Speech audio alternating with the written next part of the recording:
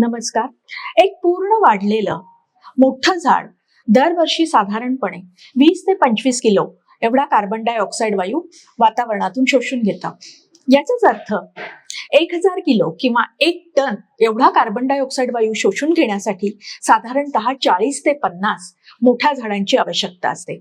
दुसरीकडे 1 किलोवॅटचा solar power plant दरवर्षी 1.2 to 1.5 ton एवढं कार्बन उत्सर्जन कमी करतो आणि हे कार्बन उत्सर्जन कमी करणं पुढच्या 25 ते 30 वर्षांसाठी चालू राहतं. कारण सोलार थ्रू जी वीज तयार होते ती वीज पूर्णपणे कार्बन उत्सर्जन मुक्त असते.